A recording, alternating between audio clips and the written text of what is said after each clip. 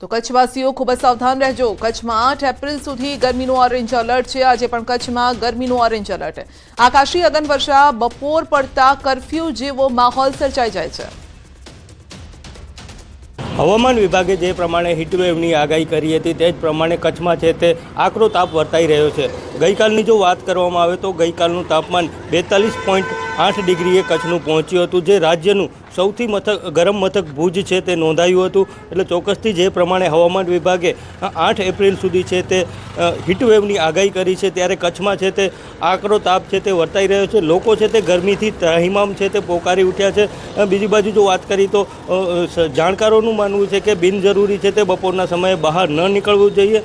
વધુ પડતું છે તે ઠંડા પીણાનો ઉપયોગ કરવો જોઈએ, જેથી કરીને જે શરીર માટે છે તે જે આકરો તાપ લાગે છે તેનાથી લોકોને છે તે રાહત મળી શકે। એટલે ચોક્કસથી હજુ પણ 8 એપ્રિલ સુધી છે તે હવામાન વિભાગે જે પ્રમાણે આગાહી કરી છે ત્યારે કચ્છવાસીઓને છે તે આકરા તાપનો સામનો કરવો પડશે। મેહુલ સોલંકી, ન્યૂઝ 18 ગુજરાતી, કચ્છ। રાજ્યમાં કાળઝાળ ગરમીની અસર દેખાવા લાગી છે। ગરમીના કારણે કમળો, ઝાડા ઉલટીના કેસમાં વધારો થયો છે। અમદાવાદની અસારવા સિવિલમાં દર્દીઓનો ધસારો જોવા મળી રહ્યો છે। દર્દીઓની સેવા માટે વિશેષ વ્યવસ્થા કરવામાં આવી છે। હરતી ફરતી રિક્ષામાં પાણીની પરબ ચલાવવામાં આવી રહી છે, અને ત્યારે હીટવેવની આગાહી વચ્ચે શરીરની સંભાળ લેવી પણ જરૂરી છે। કોઈપણ જાતના અનયુઝ્યુઅલ સિમ્ટમ્સ જેવા કે આપણને ચક્કર આવવા, વીકનેસ લાગવી, ખૂબ પરસેવો થયો અથવા હાઈ ગ્રેડ ફીવર, એટલે ઘણીવાર એવું કહીએ ને કે 105 જેટલો ફીવર થઈ જતો હોય જો હીટવેવની અસરમાં આપણે હોઈએ તો, એટલે તાવ આવે, ઝાડા ઉલટી થઈ જાય, અચાનક કોઈ કારણ વગર ઝાડા ઉલટી થાય, તો આવા બધા કિસ્સાઓની અંદર એ ગરમીની અસર હોઈ શકે। એટલે આપણે એવા સમયે આસપાસના ડૉક્ટરને કન્સલ્ટ કરી અને ટ્રીટમેન્ટ ચાલુ કરશું તો એમાં ઇમિડિયેટલી રાહત મળી જશે। ગોંડલમાં તંત્રની ઘોર બેદરકારી જોવા મળી છે। પાણીની પાઇપલાઇન તૂટતા 80 ફૂટ સુધીના ફુવારો ઉડ્યા। ગોંડલ શહેરમાં પાણીની પાઇપલાઇન તૂટતા હજારો લીટર પાણીનો વેડફાટ થયો છે। તો ભાદરના પીવાના પાણીની પાઇપલાઇન ગોંડલ શહેર પાસે આવેલ ગોલ્ડન સિટી નજીક તૂટી છે। પાણીની પાઇપલાઇન તૂટતા 80 ફૂટથી ઊંચો ફુવારો ઉડ્યો છે, અને એક જ જગ્યાએ વારંવાર તૂટે છે પાણીની પાઇપલાઇન। 80 ફૂટથી ઊંચો ફુવારો ઉડ્યો અને લોકોને ગરમીથી રાહત મળી, પરંતુ એના બદલામાં હજારો લીટર પાણીનો વેડફાટ થયો। લીલાખા ગામ નજીક આવેલ ભાદર ડેમમાંથી રાજકોટ શહેરમાં જતી ભાદરના પીવાના પાણીની પાઇપલાઇન ગોંડલ શહેર પાસે આવેલ ગોલ્ડન સિટી નજીક તૂટી હતી, અને જેના કારણે પાણીના ફુવારા ઉડ્યા હતા।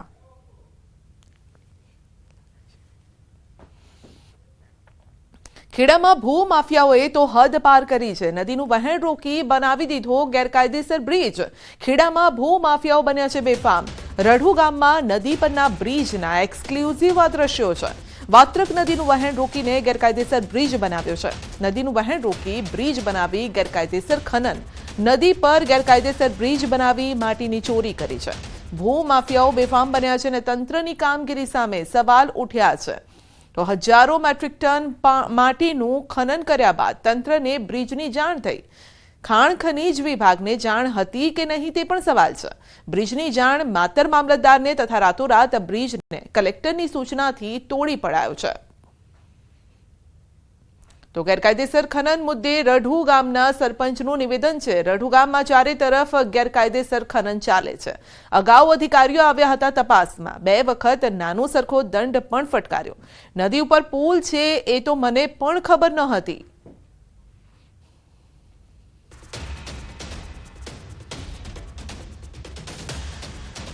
પરંતુ જે ગામ વચ્ચે ટ્રેક્ટરો કે ડમ્પરો નીકળતા હતા એની મારી રજૂઆત હતી કે ગામ લોકોને ખલેલ બહુ થતી હતી, અને રસ્તા સારા થાય એટલે શું કહે ટ્રેક્ટરોવાળા કોઈ છોકરા સ્કૂલ આગળ નીકળે, ડમ્પરો નીકળે, એની રજૂઆત મેં તાલુકા સ્વાગતમાં પ્રાંત સાહેબને કરી હતી કે સાહેબ આનું થોડી એક્શન લો તમે।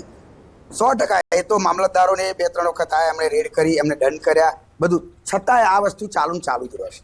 ખનીજવાળા પણ આવે છે, પણ એમનું જે ફોનનું નેટવર્ક છે કે ખનીજવાળાની ગાડી ત્યાંથી માત્ર નડિયાદથી નીકળે એટલે અહીં આગળ તરત ખબર પડી જાય કે ચલો ભાઈ નીકળી જજો, ગાડી નીકળી જશે, ગાડી આ બાજુ નીકળી, ગાડી આ બાજુ નીકળી, ગાડી આ બાજુ નીકળી। હું ખુદ પોતે સાંભળું છું, 10 મિનિટ બધું પૂરું થઈ જાય। રાતે મેં જાણ્યું તો 20-25 દિવસથી આપ એવું કેટલા ગ્રામજનો અંદર ખનન કહે છે કે 2 મહિના પહેલા બ્રિજ બન્યો। ના, એ ખોટી વાત છે, એ વાત ખોટી છે। ન તો મને તો ખબર બાજુમાં પણ બ્રિજ બનતો હોય એવું લાગી રહ્યું છે સાઈડમાં। ના, એ સાઈડમાં કોઈ બીજી વાત જ નહીં। મેં તો પહેલી વાર જ બ્રિજ જોયો। મને સાહેબનો ફોન આવ્યો એટલે હું રાત્રે જોયો, અને મેં તો પહેલી વાર જ જોયો કે આવડો મોટો હમણાં બ્રિજ બનાવ્યો।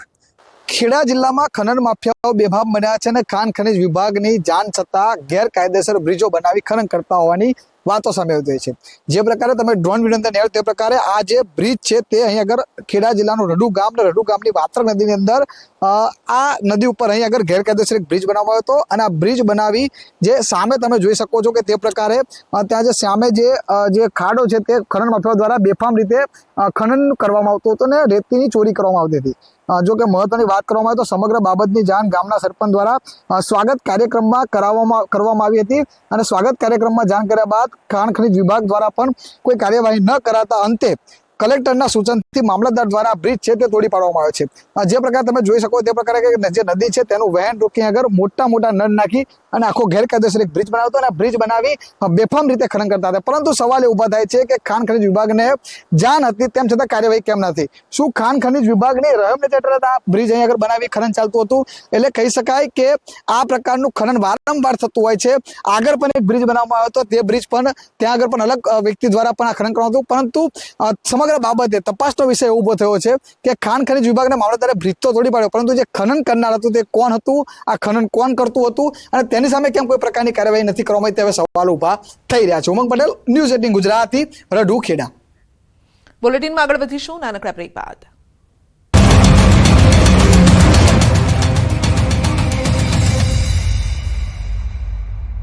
મહાકુંભ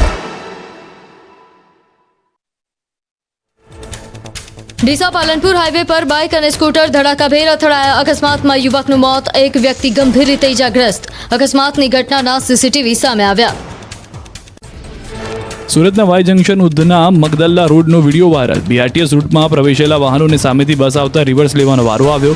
પ્રતિબંધ છતાં બીઆરટીએસ રૂટમાં વાહન ચલાવનારની સીસીટીવીથી ઇમેજ લઈ અપાશે ઈ મેમો। અમદાવાદના સીટીએમ વિસ્તારમાં અકસ્માત, રસ્તાની બાજુમાં પાર્ક કરેલી કારને કાર ચાલકે ટક્કર મારી, સીસીટીવી સામે આવ્યા।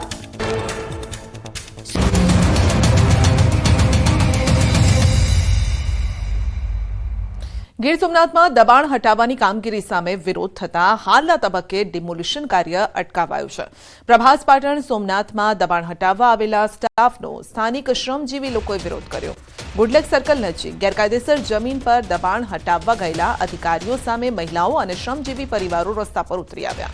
લોકોના આકરા વિરોધના કારણે તંત્રએ હાલના તબક્કે ડિમોલિશન અટકાવ્યું છે। તો વિરોધના પગલે ધારાસભ્ય વિમલ ચુડાસમા અને અન્ય 10 લોકોની પોલીસે અટકાયત કરી। દબાણ હટાવવા મામલે વિરોધને લઈને પોલીસે અટકાયત કરી છે। તંત્ર દ્વારા દબાણ હટાવવા જતા સ્થાનિક લોકોએ વિરોધ કર્યો, જેમાં વિમલ ચુડાસમા પણ જોડાયા અને પોલીસ દ્વારા અટકાયત કરાઈ।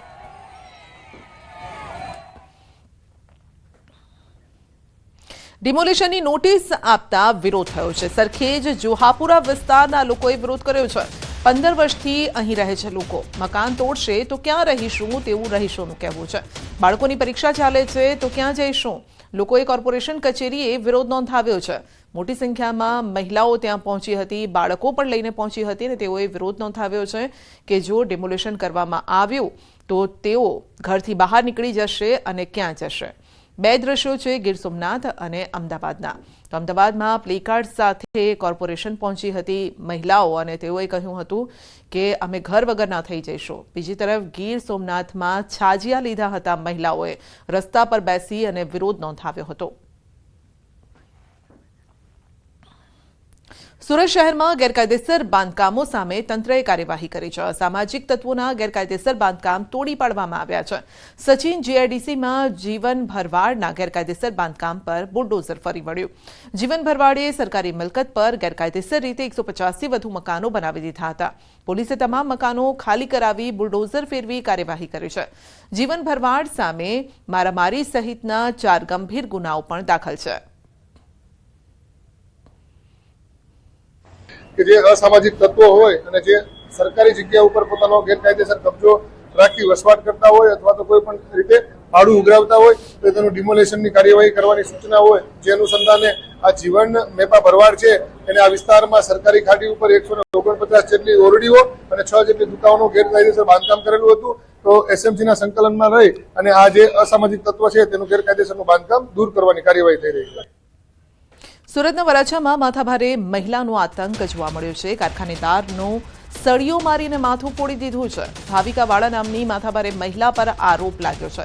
કારખાના બહાર બેસી અપશબ્દો ન બોલવા કહ્યું હતું. અપશબ્દો ન બોલવાનું કહેતા કારખાનેદારને માર માર્યો. ભાવિકા સહિત 4 આરોપીઓએ માર માર્યાનો આરોપ છે. ભાવિકા વિરુદ્ધ અગાઉ પણ નોંધાયેલા છે ગુના. હાલમાં વરાછા પોલીસે માથાભારે મહિલા ભાવિકાની ધરપકડ કરી છે.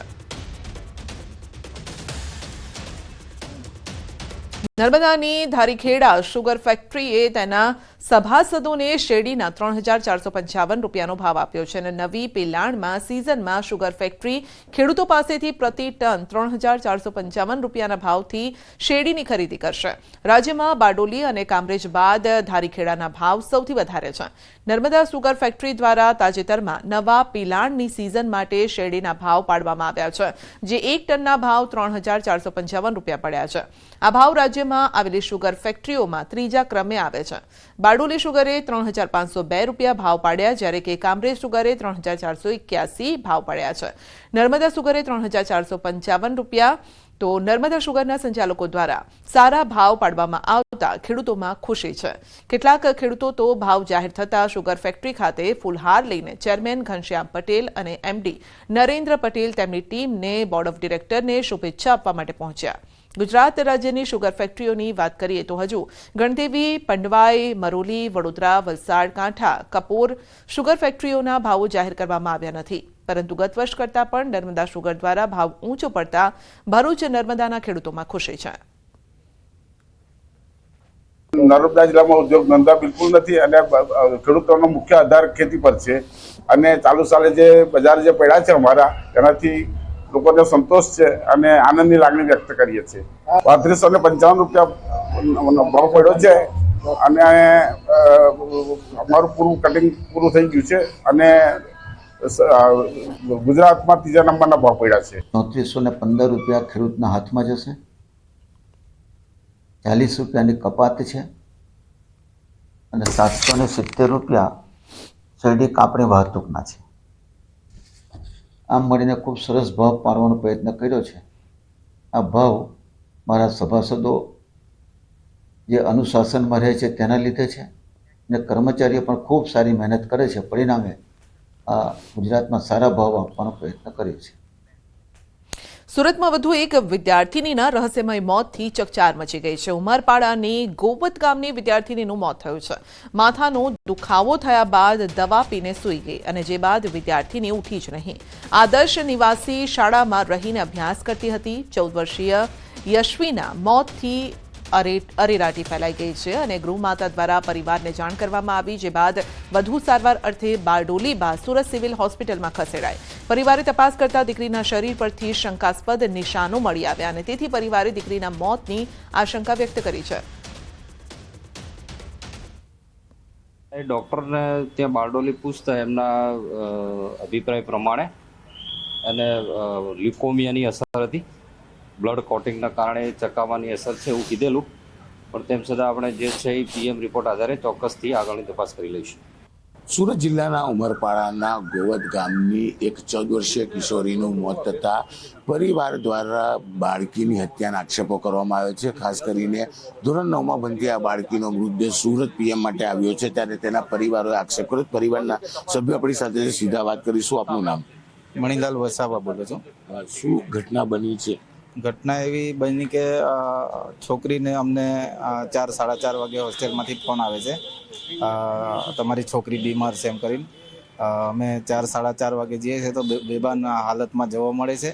ત્યાંથી અમને કોઈક જવાબ નહીં આપ્યો.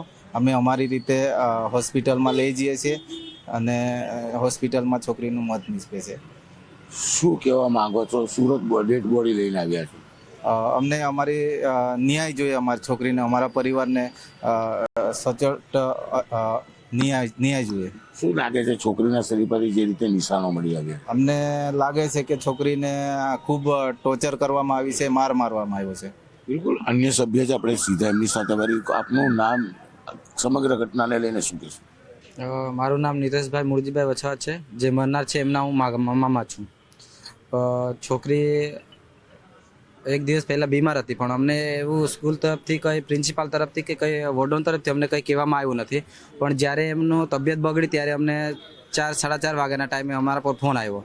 તો અમે જ્યારે સ્કૂલ પર ગયા તો અમારી છોકરી અમને બેભાન અવસ્થામાં જોવા મળી હતી. પણ તંત્રનું બેદરકારીના લીધે એમને 108ને બી નહીં ફોન કર્યો ને કશું નહીં. અમારા હિસાબે બાઇક પર લઈને અમે સરકારી દવાખાને ગયા, ત્યાંથી એમનું મોત નીપજ્યું. તો એમનું કારણ અમને સમજાતું નહોતું. એમના શરીર પર કાળા કાળા દાગ છે, હાથ પર છે, પગ પર છે, પછાડી પેટ પછાડી બી છે.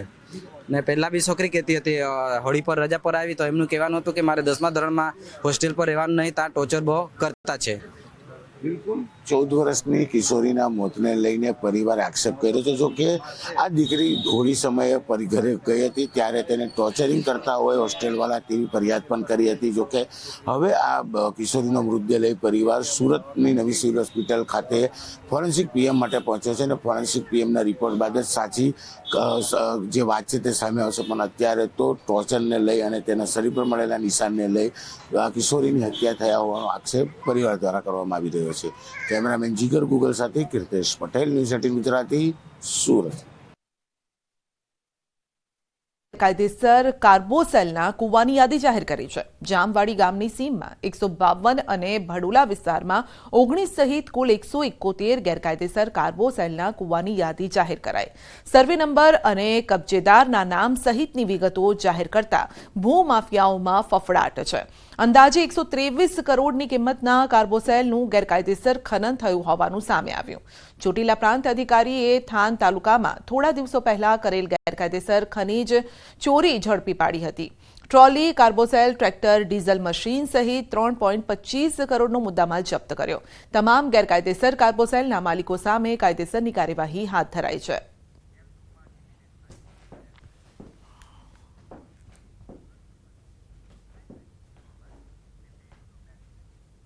ફરી આવ્યો છે વર્ષનો એ સમય. ન્યૂઝ 18 રાઇઝિંગ ભારત સમિટ 2025 એક સાથે લાવી રહ્યું છે મોટા નામોને જેઓ ભારતનું ભવિષ્ય ઘડશે.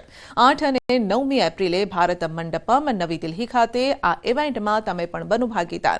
આ લિંક પર આજે જ રજીસ્ટર કરો.